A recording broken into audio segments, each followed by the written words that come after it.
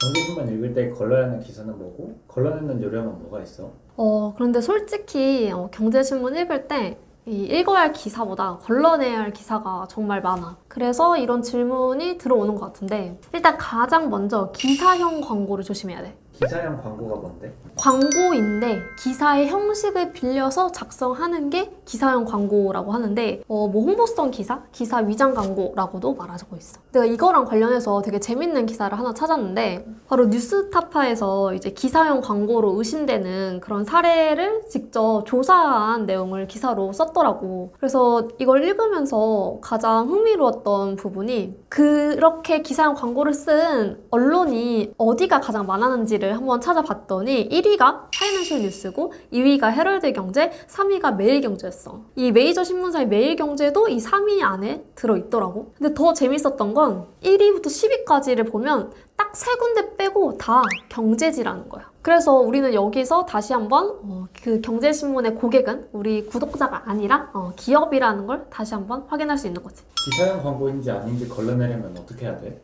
이거를 걸려내는 요령은 일단 첫 번째로 기자 이름을 먼저 확인을 하면 돼.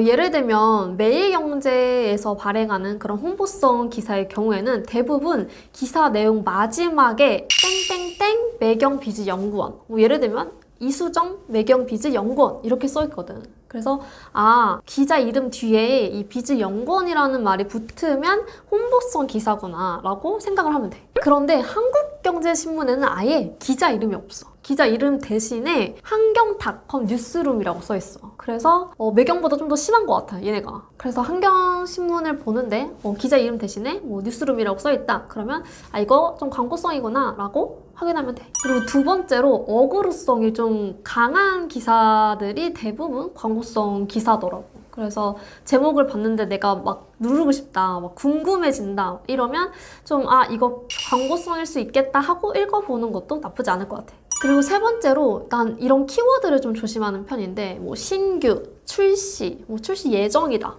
이런 것들 그리고 운용사들이 잇따라 신상품을 출시하고 있다. 특히 신상품이란 단어 이런 것들은 대부분 그 상품들을 홍보하기 위해서 써진 기사용 광고가 굉장히 많거든.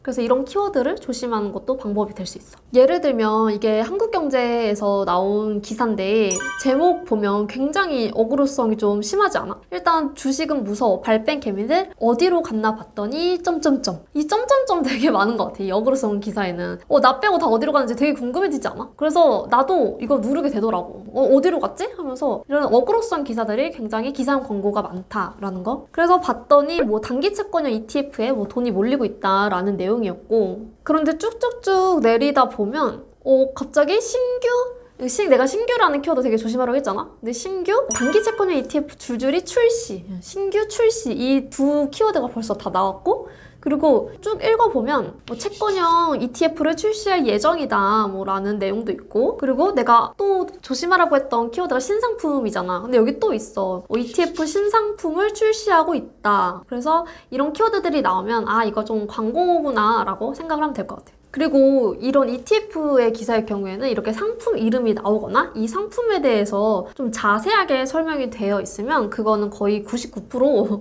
기사용 광고라고 생각을 하면 돼. 예를 들어 이렇게 기사용 광고의 경우에는 이 킨덱스 미국 달러 단기 채권 액티브 ETF라는 이름이 있잖아. 근데 그냥 이거 이름 상품 이름만 말하면 되는데 이 앞에 설명이 붙여져 있어. 1년 미만의 미국 단기 국채와 달러 표시 채권에 투자하는 ETF. 굳이 이렇게 설명을 해줬다는 건 이게 뭔지 광고 홍보를 하고 싶다는 거지. 그래서 설명이 되어 있다 하면 의심할 만하다. 그 경제 기사에는 항상 그 전문가들의 의견이 굉장히 많이 들어가 있잖아. 그래서 이런 현상에 대해서 전문가들은 이렇게 분석한다. 그래서 여기에도 나와 있거든. 맨 밑에 보면 임태혁 삼성자산운용 ETF 운용본부장은 이렇게 수요가 늘고 있다고 말을 했다라고 말이 나와 있는데 이렇게 기업에 있는 사람이 나올 때는 이 상품이랑 관계자인지를 좀 한번 체크를 해봐야 되거든. 지금 이분은 삼성 자산운용사 직원문이잖아. 그런데 앞에 보면 지난 4월엔 삼성자산운용이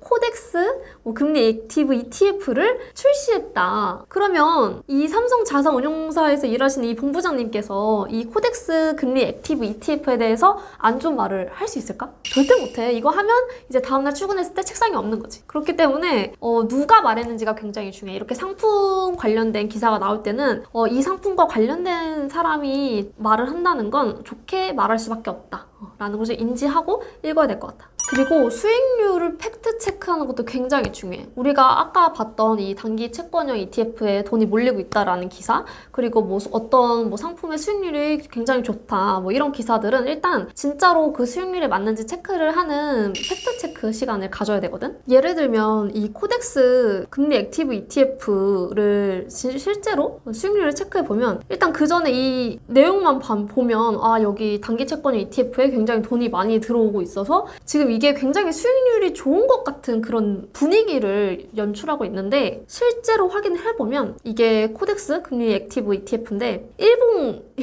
일봉의 이 길이 보여? 엄청 짧지? 이거 그만큼 가격 변동도 없다는 거고, 그리고 내가 계산을 해봤어. 이 7월 한 달 동안 얼마나 올랐는지. 그랬더니 0.1% 올랐더라고. 근데 여기선 돈이 몰리고 있어서 굉장히 수익률이 올라간 것처럼 말을 하고 있단 말이야. 근데 실제로 확인을 해보면 전혀 그렇지 않다는 거. 그래서 좀 이런 기사를 볼 때는 실제로 팩트 체크하는 게 굉장히 중요하다. 그리고 두 번째로 시황이랑 증시 전망하는 기사를 굉장히 또 조심해야 돼. 이런 것들을 좀 걸러야 되는 거지. 솔직히 이런 시황이랑 증시 전망은 데이 트레이더가 아닌 이상 그렇게 도움이 되는 기사는 아니야. 오히려 그런 공포감을 조성하는 제목 이런 것 때문에 더 위험한 기사라고 생각하면 돼. 왜냐하면 워런 버핏도 못 맞추는 걸 이 전문가들이 어떻게 맞추겠어. 아무리 전문가여도. 그리고 보통 이 증시 전망과 관련된 기사들은 증권사 리서치 센터장 분들이 많이 의견을 제시를 하는데 이분들은 절대로 하락할 거다, 폭락할 거다라는 표현을 쓰지 않아. 왜 그럴까? 이분들은 하락할 것 같아도 기간 조정, 박스권 장세, 상고하적 이런 좀 유화된 표현으로 좀 표현을 하더라고. 왜냐하면 증권사도 결국 이 투자자들이 계속 주식시장에 머물러 줘야 수익을 낼 수 있는 기업이란 말이야. 그렇기 때문에 주식시장 여러분 하락할 거예요, 폭락할 거예요, 다 도망가세요 라고 말할 수가 없는 거야. 그래서 증시 전망과 관련된 기사는 그냥 참고만 하되 너무 이렇게 막 맹신하거나 이게 정말 맞는 말이다라고 그렇게 믿으면 안 될 것 같아. 그리고 대부분의 이 센터장 분들이 이 증시 전망을 할 때는 강세장일 때는 계속 좋을 거다, 약세장일 때는 좀 조심해야 된다, 이렇게 좀 그 시장의 상황에 따라 자신의 의견을 좀 제시하는 부분이 굉장히 많아. 그래서 시장이 좋을 때는 앞으로 강세장 지속될 거예요, 약세장일 때는 약세장이 지속될 거예요 라고 말하는 편이 많다는 것도 좀 인지하고 읽어야겠지. 왜냐하면 강세장일 때 나 홀로 여러분 곧 시장 폭락합니다 했는데 틀렸어. 그러면 이제 짐 싸고 나가야 되는 거야. 그렇기 때문에 더욱더 이제 나 혼자 좀 다른 전망을 내놓기가 좀 그런 것도 있더라고. 그런데 시황 기사는 좀 달라. 증시 전망과는 좀 다르게 활용할 수 있는 부분이 있어. 다만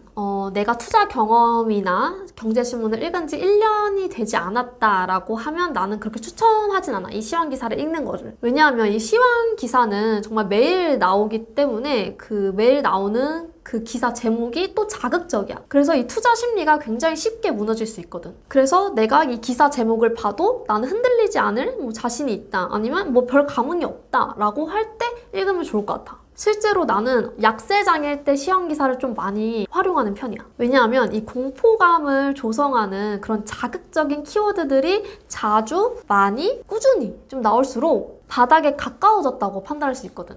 예를 들면 한강, 공매도 금지, 파산, 금융위기, 개미 손절 이런 기사, 되게 자극적인 기사들 많잖아. 그런데 나는 개인적으로 이 중에서 한강이랑 파산이 가장 좀 강력한 신호인 것 같아. 예를 들어서 매일경제신문에서 루나 사태 때 한강 상담 전화가 늘었다는 기사가 나왔었는데 이때 주식시장도 굉장히 안 좋았던 거 기억나? 그래서 이때 코스피를 봤더니 정말 신기한 게도 한강 기사가 나왔을 때가 최저점이었어. 그 이후로 계속 반등을 이어갔었지. 물론 그렇다고 해서 모든 한강 기사가 나오면 바로 바닥이다 이런 건 아니고 그냥 참고로 활용할 수 있다는 거지. 그래서 나는 이 작업을 키워드 줍줍한다. 이제 키워드를 줍줍해서 좀 모아놨다가 어느 정도 좀 바다인 것 같다라고 혼자 이제 예측해볼 때 한번 사용하고 있어. 그런데 단순히 이 인터넷에 올라오는 기사 말고 종이신문에 실리는 기사를 기준으로 키워드를 줍줍하는 편이야. 특히 일면이나 이 증권면에 좀 사이즈가 크게 실리면 바닥에 좀 가까워졌다고 해석할 수 있어. 그래서 정리하자면 일단 기사용 광고, 시황, 증시 전망 기사를 조심할 필요가 있고 이런 것들은 걸러내야 하는데 이것들도 좀 요령이 있고 그리고 활용하기 나름이다 라는 걸 좀 알려주고 싶었어. 오늘은 여기까지. 안녕.